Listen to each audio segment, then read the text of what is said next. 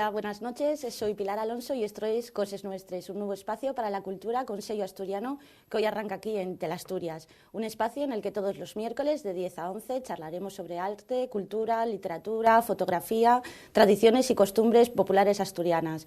De todo ello charlaremos con autores, creadores asturianos, pero también con quienes trabajan por recuperar el patrimonio cultural de esta comunidad y por mantenerlo vivo, así como también con quienes promueven iniciativas que ayudan a dar visibilidad a las nuevas creaciones artísticas asturianas. Hoy, esta noche, en nuestro estreno, contamos con la presencia de miembros de la Asociación Cultural Serondaya, con sede en Cenera. Además, nos visitará también Lorena Lozano, una artista gijonesa, con la que hablaremos de arte, naturaleza y del uso de los espacios públicos para la creación. Y, por último, contaremos con Ángel García Prieto, médico y escritor, que nos vendrá a hablar de su última novela. Pues sin más, damos paso a nuestros primeros invitados. Ellos son Javier, presidente de la Asociación Cultural Serondaya. Hola, buenas noches. Y Adolfo, secretario de la agrupación. Bueno, la Asociación Cultural Serondaya es una agrupación cultural, como decíamos, con sede en la localidad mirense de Cenera, que trabajan desde el 2005 por recuperar las tradiciones, las costumbres asturianas, nuestras señas de identidad, y que recientemente ha sido reconocida como asociación de interés público del municipio de Mieres, que además ha sido la primera asociación en ser reconocida con este galardón. Pues, contadnos, Javier, cómo surge la agrupación, quiénes formáis parte de... Sí. Pues bueno, vamos a ver, como tú dices bien, nosotros somos de Cenera, en el municipio de Mieres, ahí tenemos nuestra sede social, y esto surge en la idea de unos amigos allí del pueblo, del mismo pueblo, que nos juntamos un día, tenemos que hacer algo por el tema de la cultura, porque nuestro principal trabajo es el trabajo por la difusión de la cultura y por los medios culturales, en una palabra. Entonces, bueno, empezamos así un poco en broma y resulta que ahora pues tenemos una asociación con casi 500 socios ya y estamos compuestos, tenemos la sede social, como os dije, estamos compuestos pues eso, por un presidente, un vicepresidente, un secretario, un tesorero y después tenemos un conjunto de vocalías. Ahora mismo la Junta, en la directiva somos un grupo de 30 personas, por ahí, 25, 30, 28 me parece que somos ahora. Lo tenemos diferenciado entre vocalías, porque de esta manera involucramos a todo el mundo, no que trabaje siempre los cuatro de siempre. Entonces involucramos en vocalías, que las tenemos divididas en vocalías de bailes y danzas, manifestaciones festivas, artes plásticas, etnografía y cine, viajes, en medio ambiente, tradición escrita y teatro y eventos literarios, en gastronomía, etnografía, artesanía y oficios tradicionales, comunicación audiovisual y manifestaciones musicales. Entonces, de esta manera, pues involucramos a la gente y a partir de ahí, pues empezamos a trabajar con teatros. Tenemos teatro que después os contará Adolfo, el teatro de, si lo digo, el taller de teatro, en una palabra. Tenemos el taller de teatro, tenemos un taller de musical que realizamos los conciertos en la panadería, que los hacemos ahora en los meses de invierno, a partir de enero. Este año ya hicimos también unos conciertos que os contará él. Y después tenemos pues talleres de pintura, talleres de gastronomía, y entonces así pues bueno, pues vamos haciendo cosas todo en favor de la cultura.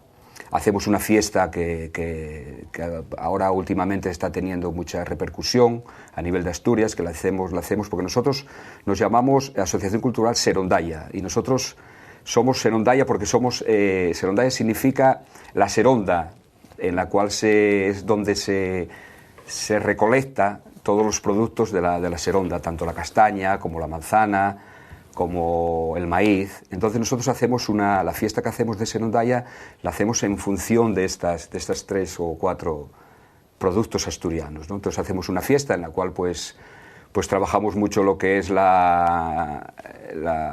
maíz, hacemos la esfollaza de la maíz, asamos castañes, sidra dulce, y lo hacemos todo en un entoldado allí y está teniendo una repercusión muy importante dentro de las fiestas turísticas asturianas. Me comentabas que es a finales de año la fiesta. Sí, la fiesta la solemos hacer en octubre, ya en primavera. Ya tenemos que tener una carpa preparada y estamos haciendo una fiesta muy auténtica para que todo el mundo que quiera ir pueda ir.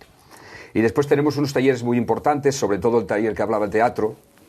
Ahora mismo está teniendo mucha repercusión, que Adolfo puede contar que está integrado él dentro del teatro, y cuenta ellos un poco cómo... Sí, ahora mismo estáis, es verdad, trabajando en una obra original. Sí, bueno, nosotros empezamos con el teatro así un poco en broma, como todas las cosas se hacen al principio.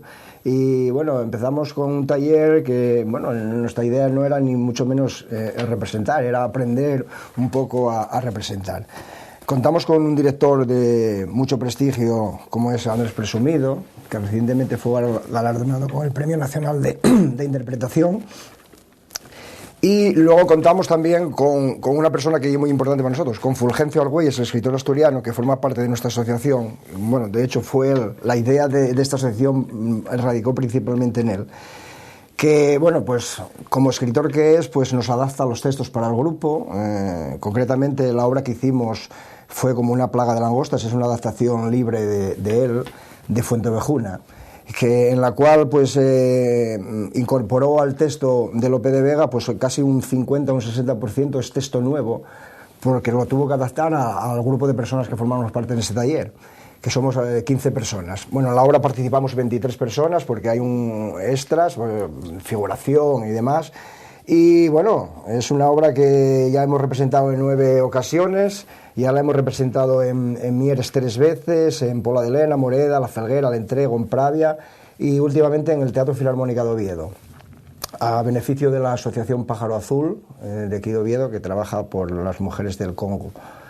Y ahora mismo estamos enfrascados en otra obra nueva que vamos a representar a últimos de año.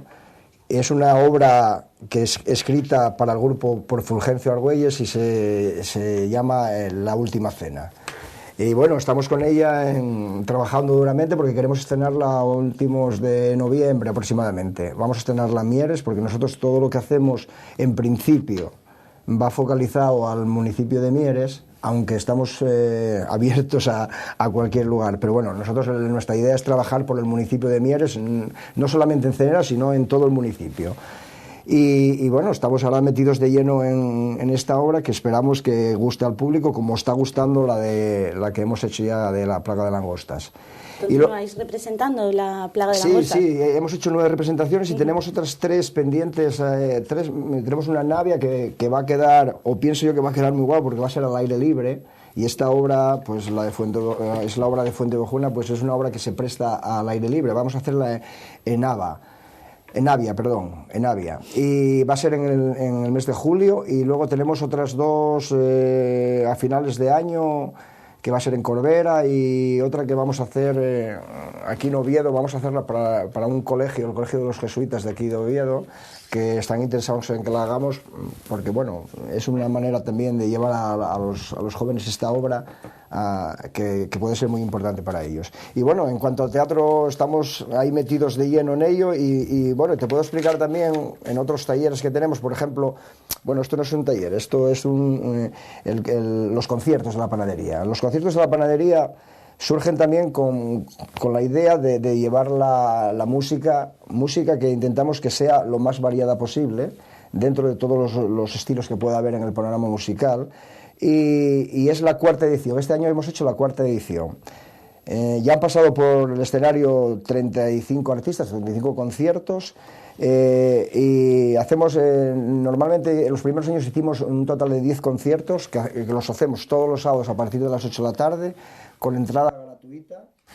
Y bueno, están teniendo mucho éxito porque bueno, el local que tenemos es un local que se presta a este tipo de conciertos, que son un poco conciertos intimistas, donde estás sentado, el público está sentado alrededor de una mesa tomándote un café con una vela encima de la mesa, o sea, todo el mundo en silencio, ¿no? Son conciertos que los artistas están encantados con ellos porque el sitio se presta a ello. Es un local antiguo, porque lo hemos rehabilitado nosotros, era una antigua panadería, por eso se llama los conciertos La Panadería. Hay madera dentro del local, ladrillos antiguos, macizos, bueno, que está muy bien para este tipo de conciertos. Y este año, por daros un ejemplo de los artistas que han pasado por aquí, tuvimos a Baudí, tuvimos a la banda de Polefou, un grupo de reciente que se formó recientemente, el grupo Albestate, que es un quinteto de viento. Tuvimos a Los Trastornados, tuvimos a Alberto Piquero y Jorge Maojo, que dentro de los conciertos nosotros tenemos un apartado siempre dedicado a que nosotros llamamos concierto entre amigos. Entonces son gente que no son profesionales, pero que tienen habilidades para la música. Y empezamos el año pasado con este apartado y resultó bien, y este año lo volvimos otra vez a hacer. Y este año estuvimos a Alberto Piquero, que es no sé si lo conocéis, es un periodista, es de la Voz de Asturias, es un cronista de la Voz de Asturias y que canta muy bien, juntamente con Jorge Maojo, que es un miembro de la asociación, que es un hombre muy polifacético, que hace muchas cosas, entre ellas cantar y tocar la guitarra muy bien. Tuvimos a Soul Cans y el último lo cerramos con Rafa Lorenzo. Los hacemos, ya te digo, en el mes de enero y febrero, y son todos los sábados a partir de las 8 de la tarde. Y te puedo hablar también del proyecto nuevo que tenemos ahora, que surgió el año pasado, fueron los premios de Serondaya a la innovación cultural, que ya surgió el año pasado, y este año tenemos los segundos premios, que son a las artes, a las letras, a las ciencias de la cultura humana y a la gastronomía. Y ya te digo, el año pasado ya tuvo una repercusión muy importante a nivel, incluso aparte a nivel de Asturias, a nivel fuera de Asturias, ya cruzando fronteras. Gente que nos mandó proyectos culturales que tenían, entonces nosotros lo valoramos, un jurado lo valora, y a partir de ahí pues damos unos premios, que ya los dimos el año pasado, y el año pasado se concedieron, que Adolfo los tiene ahí. Sí, mira, como bien decía Javier, son 4 apartados: artes, ciencias de la cultura humana, gastronomía y letras.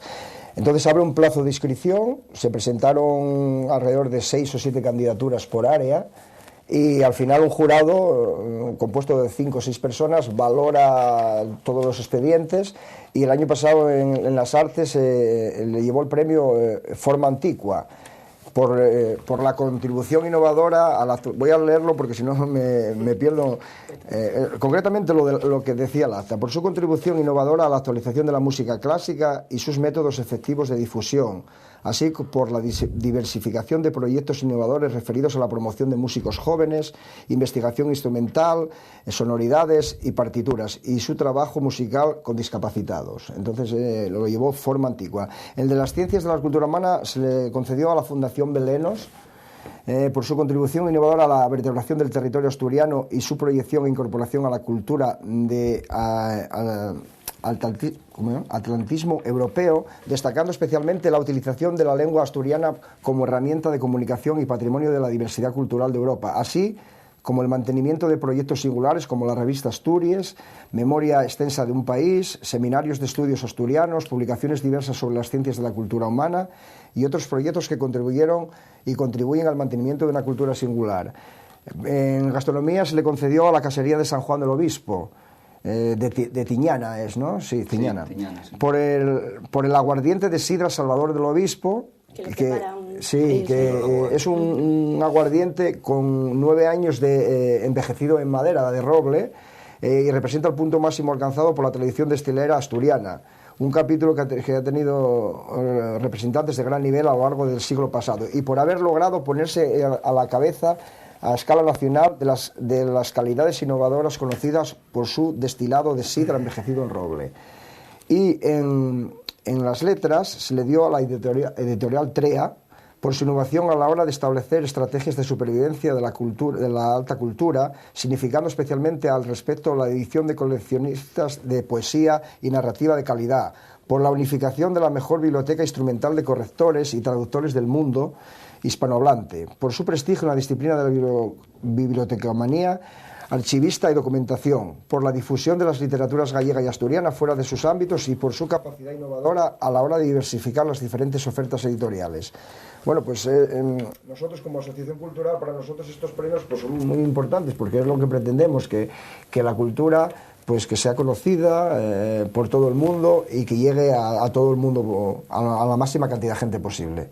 Y estos premios, pues estamos muy orgullosos de ellos porque además buscamos un poco cosas nuevas, alguien que haga algo nuevo por la cultura. Eso se llama innovación. Necesitamos que sea innovar la cultura, porque si no nos quedaremos atascados. Entonces por eso está la innovación y por eso valoramos mucho ideas nuevas, cosas nuevas. ¿Y la convocatoria de este año, los premios se entregan a finales de año? Sí, a finales de año. Sí, la convocatoria ya está hecha ya mandamos ya a toda la gente ya la convocatoria. Sí, ya empezamos ya a recibir algo. Sí, la gente, bueno, se presenta, normalmente esto funciona de la siguiente manera. Alguien te presenta, o sea, un ayuntamiento, otra asociación, un grupo de gente te puede presentar. Intentamos siempre que...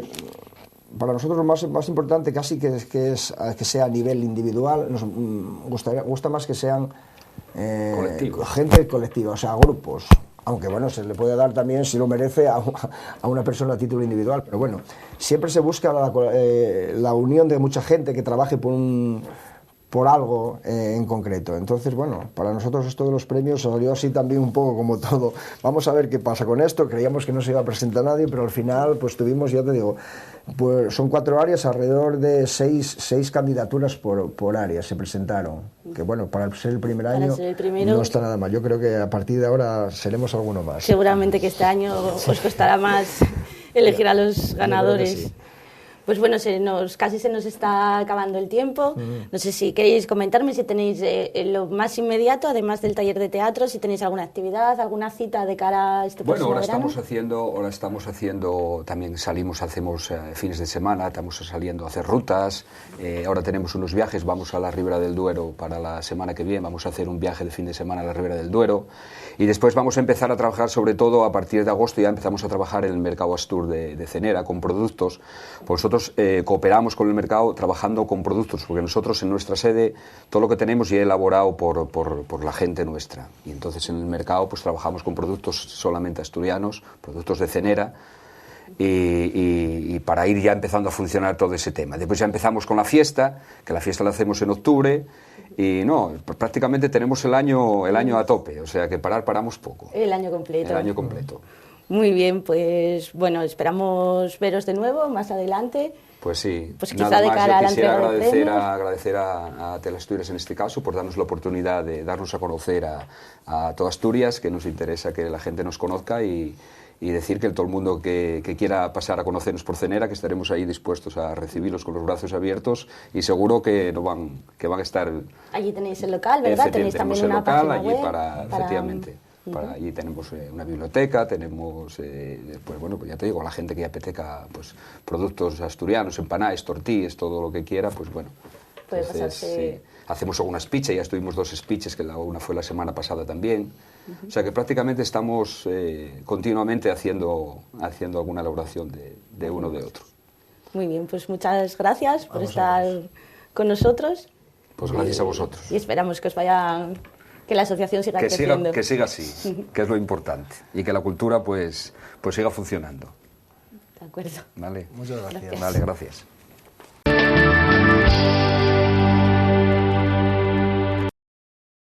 Pues hola de nuevo, ahora contamos en plató con Lorena Lozano, que trabaja en el campo de la creación artística vinculada al territorio y al paisaje. Lorena Lozano es una artista gijonesa. Es bióloga, licenciada también en Escultura y Arte Ambiental por la Universidad de Glasgow, ha coordinado el proyecto Ecolab de la Laboral Centro de Arte y hoy también viene a hablarnos de su último proyecto, una muestra colectiva que estos días alberga la Galería de Arte Lola Orato aquí en Oviedo y que se presenta bajo el título Ideas para un jardín planetario. Buenas noches, Lorena, cuéntanos un poco en qué consiste este nuevo proyecto. Buenas noches, sí, pues la muestra que podemos ver en la galería o en el espacio de arte de Lola es toda una serie de ideas en las que intentamos dar una nueva visión a la idea del jardín, una visión que corresponde un poco al tiempo en que vivimos. Respondemos un poquito a una cuestión de crisis económica, crisis ambiental, crisis de valores también, y de cómo el jardín se ha entendido siempre como un espacio en el que existe un orden determinado, en el que las cosas no han de mutar ni cambiar, en el que todas las plantas y los árboles, incluso los animales que lo componen, han de estar cortados, medidos y... Bueno, intentamos responder a esto dando una nueva visión que es la de un jardín dinámico, un jardín en movimiento, en el que se respeten pues, los ciclos naturales de las plantas, en el que el orden pues, no sea el orden del intelecto humano, sino el orden biológico, en el que la herramienta del jardinero sea pues eso, el propio movimiento. y que tenga una característica tanto para la experimentación sensorial y para el placer, la contemplación, como también utilitario para la producción de comida. Esa es un poco la idea. La idea de lo planetario viene por un paisajista francés que se llama Gilles Clement, en el que nos inspiramos a la hora de trabajar también, y sus ideas del jardín planetario vienen de un libro suyo. Pensamos no solamente en los jardines históricos que ya existen en las ciudades, sino también pensamos en los bosques y en las zonas verdes naturales o pseudonaturales que existen todavía en el planeta, y en los espacios verdes que existen en las ciudades, que son espacios vacantes, como los solares abandonados o los solares baldíos. Intentamos que todos ellos puedan integrar una naturaleza unida, que sea planetaria, a nivel planetario, ¿no? Pensando una perspectiva a nivel global, pero con una respuesta local, ¿no? Pensando en esos espacios vacantes y suelos baldíos como posibles espacios para el cultivo, potenciales, con un potencial muy amplio, ¿no? Precisamente uno de los talleres que se imparten dentro de este proyecto es talleres para huertos urbanos. Uno de los que das, bueno, aparte de uno de dibujo botánico. Sí, a lo largo de todo el tiempo que dura la exposición en la Galería de Lola, hemos pensado en presentar algunos talleres para un público de todas las edades. Hemos propuesto desde la serigrafía, la costura con arpillera, el dibujo de botánica y el de la creación de huerto urbano. Son pequeñas introducciones, son talleres cortos de 2 horas, pero que sirven como introducción y que contextualizan de alguna forma la práctica de esa idea del jardín, ¿no? Que no solamente es el espacio físico y creado como espacio verde, sino que en la muestra también se puede ver que damos una gran importancia a la identidad de ese nuevo jardinero, ¿no? Como que entendemos que las personas que gestionan los nuevos espacios verdes, de cara a un presente y a un futuro más sostenible, han de ser personas que tengan la capacidad creativa, ¿no? Que creo que las tenemos todos, pero no todos las desarrollamos, pero también la sensibilidad por la naturaleza, y no el jardinero que corta el césped y que poda los árboles en la ciudad, que también, sino aquel que también es jardinero de la tierra y que utiliza también y gestiona los recursos naturales de una forma nueva en el medio rural también, ¿no? Digamos que el jardinero del medio rural, que es una mezcla entre el campesino, el artista y la persona que sabe utilizar también las nuevas tecnologías, basándose en la cultura tradicional. Y esa es un poco la identidad que buscamos en esa muestra, y se puede ver un poquito esa idea. Porque a lo largo de tu trayectoria, bueno, trabajas mucho, te interesa eso el uso del espacio, del territorio como lugar para la creación artística. Hablabas antes del uso de un solar, de un espacio verde que no esté. ¿Cómo intervendrías en esos espacios? Aquí, por ejemplo, en Oviedo, en Gijón, en algún lugar donde meterías mano, si pudieses. Quizás sí, me llaman la atención, siempre me han llamado la atención los espacios, los solares abandonados, los espacios que parece que tienen un biotopo, un ecosistema que está formado por zarzas y lo que se llaman malas hierbas, que no tienen por qué ser. Muchas de las que llamamos malas hierbas son medicinales, ¿no? Y transformar esos espacios como espacios para un uso, ¿no? Para que los ciudadanos y ciudadanas puedan utilizarlo para eso, como espacios de contemplación o de utilitarios. Ese es uno de los ejes en los que trabajamos con Econodos, que es la plataforma con la que trabajo, otros artistas con los que trabajo normalmente, ¿no? Y cuéntanos un poco en qué consiste Econodos. Econodos surgió de Rubén Suárez, que es miembro de un colectivo que se llama Huerta Guerrilla, y de Javier Palacios, que tiene un colectivo, también una asociación en Vigo, que es informático y biólogo marino. Y entre los tres pues creamos una plataforma abierta de creadores, artistas o no artistas, informáticos, músicos, todo tipo de personas que se dedican a la creación, pero que tengan en común el interés y por la naturaleza y el arte, y de cómo usar las nuevas tecnologías para producir un conocimiento en relación a esos dos temas, ¿no? Y de cómo vincularlos. Y digamos, el objetivo es crear esos nodos, esos econodos, ¿no? Esos nodos de intercambio de conocimientos y de producción de conocimientos en esos ámbitos que menciono. Hemos trabajado en Laboral Centro de Arte con el laboratorio experimental de Ecolab, en el que transformamos también un patio que estaba semi-abandonado dentro de las instalaciones del centro. Hemos trabajado en Bilbao con cuestiones más relacionadas con la ciencia y con el microcosmos, más con relación con la microbiología, y conectamos eso, también las metodologías de la ciencia y del arte, ¿no? que es lo que alimenta el trabajo. Y para la muestra del espacio de arte de Lola Orato, hemos trabajado con el colectivo, que son un grupo de artistas jóvenes que están afincados en Camás, en Nava, están en el medio rural y se llaman Recolectivo, y están intentando crear una especie de centro cultural, pero en el campo, ¿no? En el medio rural. Y con ellos he trabajado han colaborado también en Ecolab el año pasado y hemos trabajado para el espacio de Lola juntos en estas nuevas ideas del jardín. Han aportado elementos muy interesantes a la muestra. ¿Y qué te inspira más? ¿La naturaleza en estado puro? ¿Los paisajes, no sé, quizá un espacio verde en un espacio muy urbano, en una zona industrial? ¿Qué te atrae más a la hora de crear? A la hora de trabajar, todo en general, todo ello. No creo que la naturaleza en estado puro exista, por ejemplo, ya más, ¿no? Está sumamente antropizado todos los espacios, incluso espacios que llaman tan naturales y vírgenes como el Amazonas, etcétera, no puedo entenderlos ya como naturaleza pura, ¿no? Ese término es, por ejemplo, ese canon no creo que no sirve más, ¿no? Que hay que cambiar. Pero en realidad todo inspira. Allí donde pueda generarse vida, al final, porque de lo que se habla en el trabajo, en mi trabajo es de la vida en general, pues es fuente de inspiración. Donde la creatividad no solamente es una cuestión del arte y de los artistas, la creatividad es un concepto y una palabra que está relacionado con la vida también, ¿no? Entonces, esa conexión es lo que me mueve a la hora de trabajar. Estás preparando también una tesis doctoral sobre arte, naturaleza y sociedad. ¿Cómo conjugan esos tres conceptos?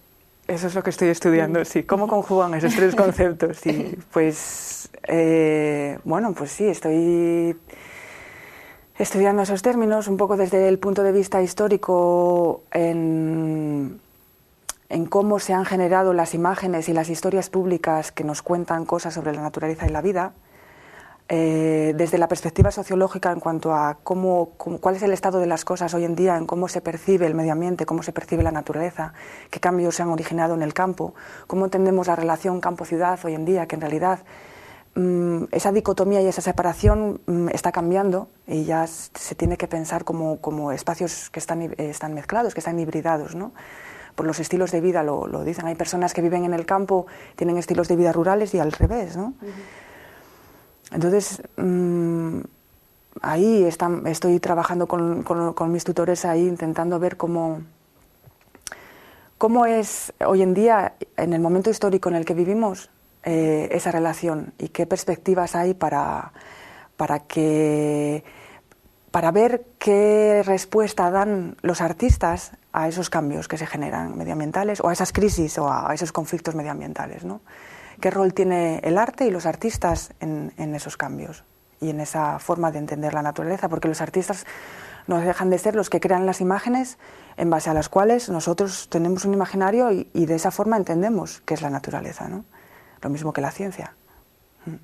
Y bueno, ahora algo más general, un poco cómo ves el panorama cultural aquí en Asturias. ¿Es un buen sitio para la creación o por el contrario invita a irse a buscar otros lugares?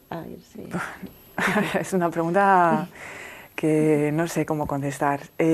Por supuesto, a nivel de las características del territorio, es un lugar muy interesante porque no existe una gran ciudad como tal, sino que existe una área de metropolitana muy grande, ¿no? Conformado por las ciudades Gijón, Oviedo, Avilés y la zona de las cuencas mineras, ¿no? Toda esa área metropolitana hace que sea posible el movimiento en esos sin necesidad de grandes desplazamientos, y que puedas disfrutar tanto de lo que es la vida en la ciudad o la vida en las zonas más verdes fácilmente, ¿no? Entonces eso invita a proyectos como, por ejemplo, el de los compañeros con los que trabajo en el espacio de Lola, de Recolectivo, que han creado o están creando un espacio de cultura y de arte en el medio rural, y se mueven fácilmente en el área metropolitana para poder realizar trabajos también, ¿no?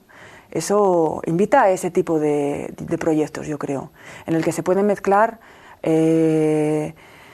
una parte de trabajar con los recursos naturales y ¿no? con los huertos o con los bosques o con este tipo de cuestiones, pero también con cosas más de la ciudad, ¿no? Con los centros culturales o con los espacios de arte como el de Lola, etcétera.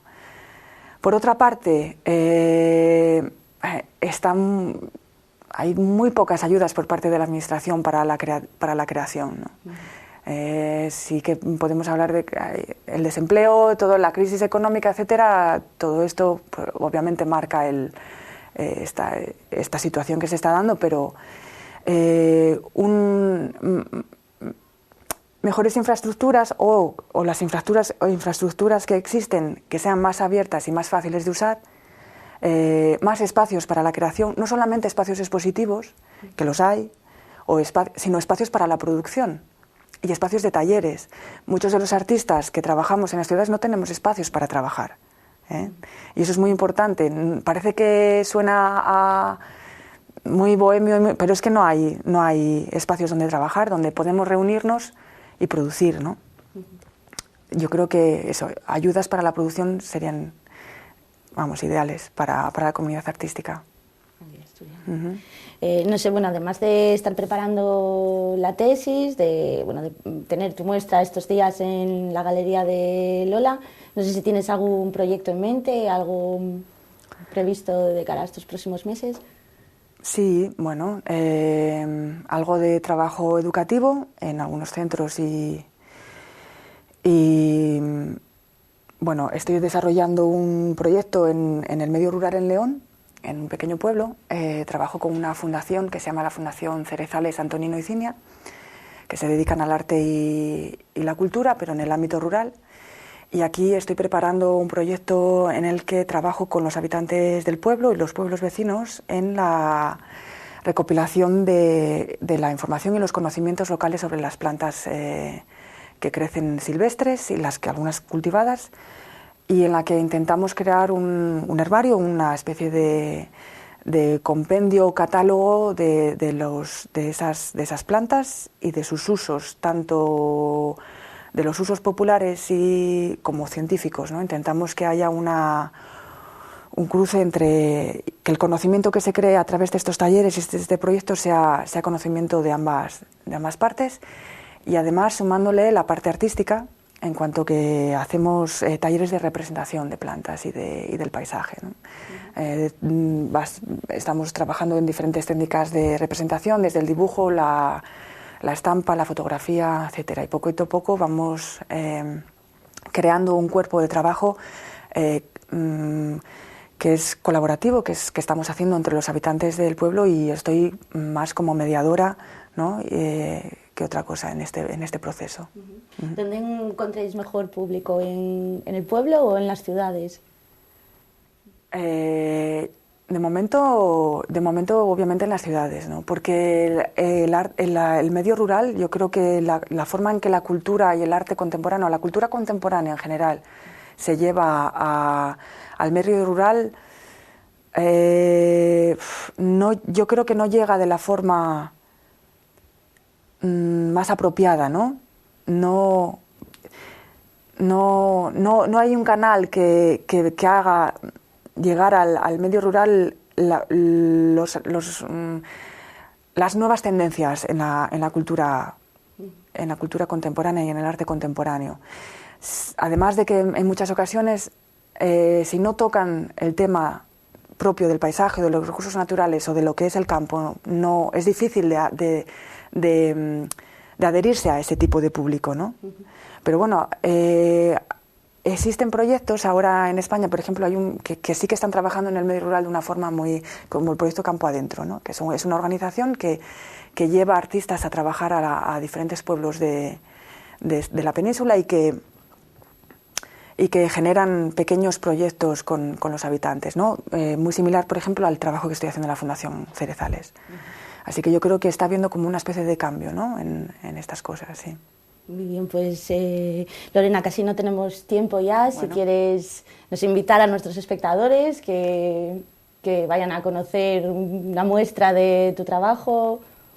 O lo que... Sí, yo invito a los espectadores a que vayan al espacio de arte de Lola Orato, aquí en Oviedo, para ver la muestra de ideas para un jardín planetario y también para ver otra muestra que todavía tenemos en el Centro de Arte de Laboral con la documentación del trabajo de 2 años del Laboratorio de Ecología y Arte, y ambas muestras están abiertas ahora, que pueden pasarse por ahí a verlas.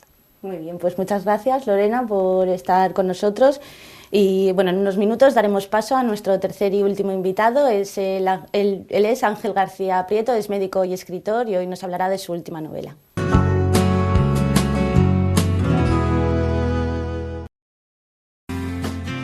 El sastre de los libros. Patrocina este espacio. Pues como comentábamos antes, hoy contamos en plató también con nuestro tercer y último invitado. Él es Ángel García Prieto, médico, escritor, articulista, crítico, pero sobre todo un entusiasta de los viajes, como se desprende de sus novelas, de su creación literaria. ¿No es cierto, Ángel? Hola, buenas tardes. Hola, buenas tardes. Buenas noches. Sí, efectivamente. Los últimos libros que he hecho casi siempre los hago... casi siempre o algunas veces o muchas veces quizá los hago a la limón con otra persona, y el último que hemos hecho se titula La raya permeable, viajes a la frontera hispano-portuguesa, y está hecho eso a la limón, a medias, con un profesor de la Universidad de Oviedo que es profesor de geografía, se llama Fermín Rodríguez Gutiérrez. Él ha hecho una primera parte del libro que es más bien ensayística, aunque es un libro divulgativo, no es en absoluto, aunque lo haya hecho también un profesor universitario, no es un libro, digamos, académico, es un libro divulgativo que habla del concepto de frontera y por qué nos separamos los portugueses de los españoles y cuáles son las razones históricas y sociológicas para que se dé eso que es un tópico, pero que es una realidad, de que somos como 2 hermanos que estamos de espaldas. En fin, todo ese tipo de cosas salen en una primera parte expositiva del libro, que es de Fermín, y la segunda parte del libro, que es más larga, son unas 40 y tantas visitas a lugares concretos de toda la frontera hispano-portuguesa, de la raya. Cada una tiene una descripción de página y media, por ejemplo, 2 páginas, y una foto representativa del lugar. Y lo hemos dividido, esta segunda parte la hemos dividido por los ríos que nos separan, que sirven de frontera muchas veces. La mayor parte de los 1.200 kilómetros de la frontera hispano-portuguesa es lo que llaman frontera húmeda, frontera de ríos, que son el río Miño, el río Lima o Limia, para nosotros Limia en Portugal se llama Lima, el río Duero, que ellos llaman Douro, el río Tajo, que ellos llaman Tejo, y el río Guadiana, que los dos los llamamos Guadiana. Y bueno, son visitas a esos lugares. Son visitas que usted... Sí, que he hecho no de un tirón, o sea, no es un viaje que haya hecho empezando por Tui y bajando los 1.200, sino que a lo largo de un montón de años de mi vida, pues he estado por allí y he sacado... El libro es un libro también bastante familiar. En general, los últimos libros que he hecho son un poco familiares, porque la portada la hace una cuñada mía que es pintora y hace unas acuarelas. Muchas de las fotos las hace mi hermano, uno de mis hermanos, Javier. Algunas de las fotos las hace una sobrina mía, de modo que lo hacemos entre los 3. Los libros los hago, no me suponen ninguna fuente de ingresos. Procuro perder lo menos posible, incluso puede que en alguno de ellos no haya perdido nada, pero en general lo hago por afición, no es, o sea, la pretensión no es ganar dinero con ello. Afortunadamente tengo la posibilidad de ganarme la vida de otra manera más organizada, más cotidiana, que es el ejercicio de la psiquiatría. De modo que esto lo he hecho en vacaciones, en periodos en congresos que he asistido, en viajes familiares, en cosas por el estilo. Entonces, aprovecha esos viajes familiares o de trabajo para ir cogiendo ideas para ir cogiendo ideas, sacar alguna foto y sacar datos que después la gente me dice, ¿de dónde sacas el tiempo para...? Porque estoy metido en otros tinglados diversos, a la parte de los profesionales. Y suelo decir una cosa un poco guasona, pero que es verdad, que es que no veo el fútbol. Mientras todos los demás están viendo cómo el Barcelona pierde con el Madrid y el Madrid gana con el Barcelona y todos los barullos, pues yo me dedico a esto. Y eso es un montón de horas, ¿eh?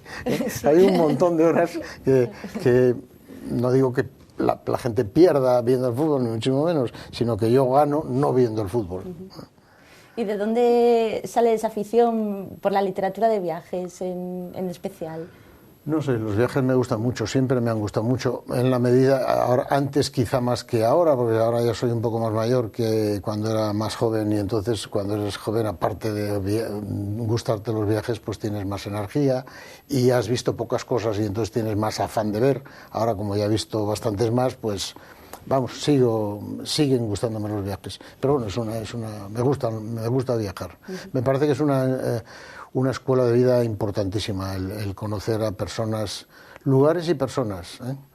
Porque los lugares acaban siendo como son las personas y las personas acaban influenciándose por los lugares, de modo que uno aprende mucho en Polonia, pues porque hay unos tipos por ahí que hablan polaco, no entiendes nada de lo que dicen, pero le entiendes muchas de sus maneras y ves su historia y sabes que han sufrido horrores y han sido sometidos por todos los vecinos y los han maltratado, y a pesar de todo son unos tipos, digo, por poner un ejemplo, es decir, aprendes cosas viajando, ¿no? Aprendes muchas cosas.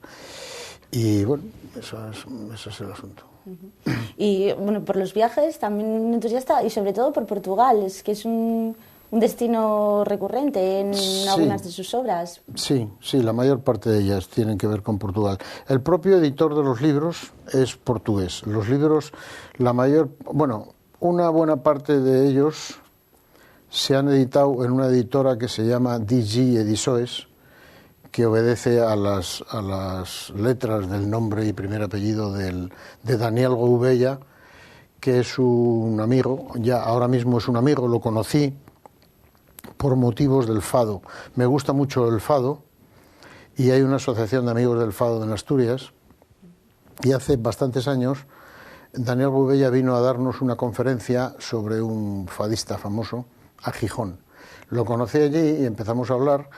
El primer viaje que hice a Portugal le visité, le fui a visitar a Lisboa, y él comenzaba a hacer libros, comenzó con una editorial, DG Edições, de autoedición, y establecimos una relación, y esa relación empezamos en el año 2007 y me ha publicado 9 libros.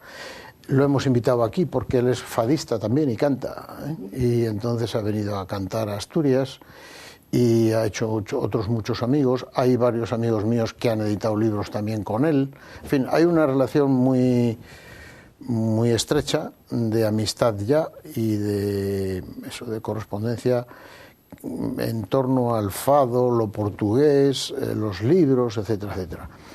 Bueno, y toda esta historia quizá tenga algo que ver con que yo he nacido en La Raya. O sea, que este libro de La Raya lo tenía en la cabeza ya hace tiempo. He nacido en La Raya porque he nacido en Zamora, y Zamora está a 40 kilómetros en línea recta de la frontera portuguesa. Y desde niño, pues hemos ido en el colegio, por ejemplo, de las excursiones de colegio de niños pequeños, pues íbamos a Bragança, por ejemplo. O mi padre era médico dermatólogo en Zamora y tenía la consulta en casa. Y yo he visto en mi casa pues muchos portugueses que venían a la consulta de mi padre. Es decir, que de alguna manera lo portugués me ha resultado familiar desde chaval. Y después he conectado, pues por eso, porque me gusta el fado y porque he tenido posibilidad de pasar por allí. Primero pasar por allí de paso, para ir a Andalucía, pues daba un poco de vuelta y después pues ya he ido e incluso he estado temporadas de verano, 20 días varias veces, o sea, pasar el veraneo, las vacaciones de verano en 2 o 3 sitios de Portugal. He hecho amigos, en fin, me parece un país muy igual a nosotros, o sea, tiene una historia absolutamente paralela a la nuestra. Si la comparas es prácticamente idéntica. Cuando hay revolución en España, a los pocos años hay revolución en Portugal. Cuando los absolutistas están en el poder, a los pocos años los absolutistas están en el poder y viceversa. Cuando los reyes de Castilla se lían con los franceses, los portugueses se lían con los ingleses. En fin, cosas de estas, ¿no? Y comen las mismas patatas que comemos nosotros y el mismo bacalao y los mismos huevos y los mismos arroces, pero los hacen de otra manera un poco. Es un país muy igual a nosotros y a la vez con un punto de exotismo en casi todas las cosas. De modo que te sientes, por un lado, muy como en tu casa, pero a la vez muy ilusionado por ver cosas que te llaman la atención. Es decir, que las ventanas, por ejemplo, las ventanas de Portugal. Las ventanas de Portugal son una maravilla, no hay una igual que otra. Son ventanas como las nuestras, pero son distintas. Las chimeneas son distintas, los palacios son distintos. Tienen un periodo como nosotros tuvimos el Renacimiento con Churriguera y con no sé cuánto, no sé qué. Ellos tienen un Renacimiento que le da un talante muy, muy portugués, que es el arte que predomina en muchas partes de Portugal, que no es un renacimiento igual al nuestro en el arte, y así todo, ¿no? En este libro se destaca, no sé si me estoy enrollando demasiado. No, continúe. En este libro destaca, no lo hago yo, lo hace mi coautor, colega, Fermín Rodríguez, pone un ejemplo muy curioso. Hay un pueblo en la zona del Miño, que en España se llama Salvaterra do Miño, está como a unos 20 kilómetros de Vigo, y en la zona portuguesa tiene su paralelo igual, o sea, hay un puente que lo separa, que se llama Monção. Entonces el pueblo portugués Monção es un pueblo absolutamente encantador, de casas de 2 pisos, con bastantes parques, y que debió ser así desde el siglo XVII, igual, idéntico. Entonces tiene todos los elementos de la arquitectura popular portuguesa. Evidentemente tiene una zona de expansión, con edificios altos y tal. Y pasas el puente y Salvaterra do Miño es un bodrio, un follón de edificios de 4 pisos al lado de otros de 8, donde no hay un metro cuadrado de verde, donde se ve que hay una pujanza económica tremenda y suben, entran, salen camiones, y está uno en un lado del río y otro al otro lado del río. Y dice, bueno, y se habla un idioma que al gallego es exactamente igual. Viven del vino albariño. Es decir, tienen sistemas, viven en el fondo de lo mismo y son los mismos, pero siendo los mismos son absolutamente distintos. Se ve, y como ese ejemplo hay bastantes. A lo largo de la raya permeable. De la raya, sí, a lo largo de la raya.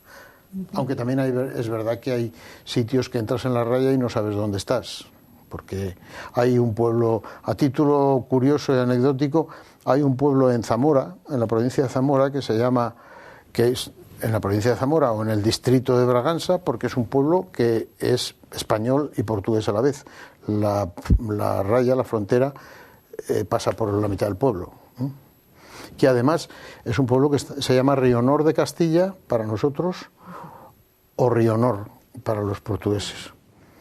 Entonces, el río, que es el río Honor, no separa España de Portugal, sino que hay dos orillas del río portuguesas y 2 orillas del río españolas, es decir, la separación es perpendicular al río.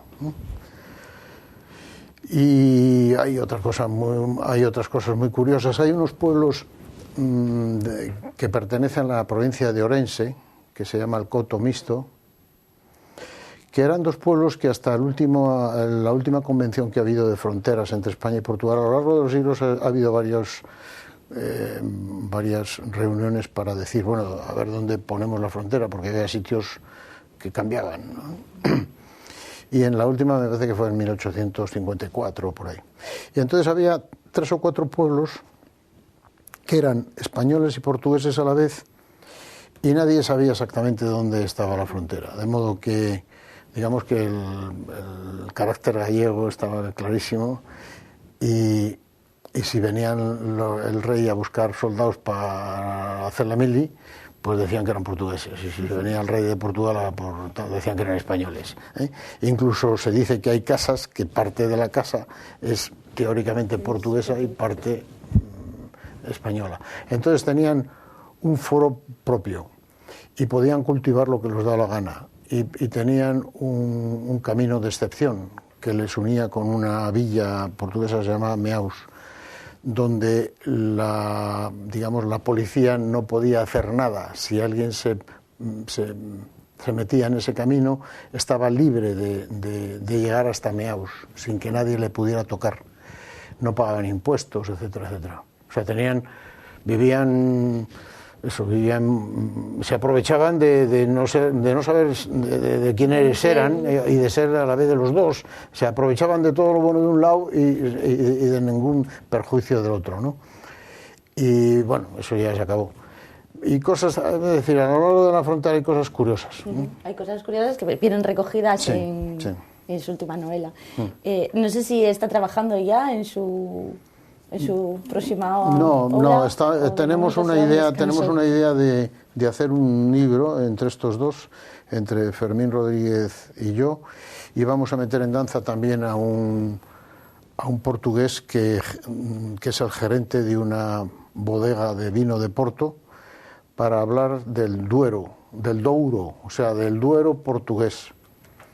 Nosotros el geógrafo desde una perspectiva geográfica, yo desde esa perspectiva de visitas, y el portugués, que se llama Antonio Filipe, del vino del Douro Viñateiro, de las peculiaridades tan concretas que tiene el vino del Duero en Portugal, y en concreto dentro del vino del Douro hay el vino de Porto, ¿eh? Es mundialísimamente famoso y conocido. Pero no hemos empezado porque acaba de salir la semana pasada, entonces hay que... la semana pasada es, o sea que, sí. reciente. Sí. Y bueno, además de escritor de novela, de creación más literaria, también tiene una serie de trabajos más especializados relacionados con su profesión de médico psiquiatra. Sí, hay algunos, si no tienes inconveniente los leo. Vamos a ver, hemos hecho uno que se titula Manual Práctico de Psiquiatría Actual, otro que se titula Niños y Niñas con Parálisis Cerebral, otro que es una enciclopedia que fue repartida en fascículos en algunos periódicos, que se titula El médico en casa. Hay otros 2 en ediciones Everest que se titulan La adolescencia, orientaciones para padres y educadores, y otro que se titula Conoce la depresión para poder superarla. Esos son libros, son todos de divulgación, no son libros, digamos, técnicos. Pues bueno, Ángel, apenas tenemos tiempo para más. No sé si quiere dirigirse a nuestros espectadores o dónde podemos encontrar sus novelas, su última novela. Pues se pueden encontrar en las librerías de Asturias, lo distribuye una distribuidora asturiana que se llama Asturarco, de modo que están por ahí en las librerías. Si no están, lo piden, inmediatamente está, porque la distribuidora tiene su sede en un polígono de Silvota, me parece que es, y en 24 horas te lo ponen en la librería.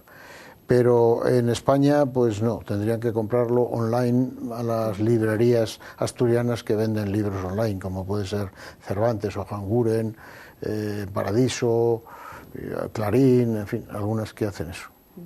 De acuerdo, pues muchas gracias por acompañarnos en este primer programa. Y bueno, pues a nosotros apenas nos queda tiempo. Hasta aquí el programa de hoy. Espero que hayan disfrutado con nuestra compañía y solo me queda emplazarles a la semana que viene, al próximo miércoles. Hasta entonces.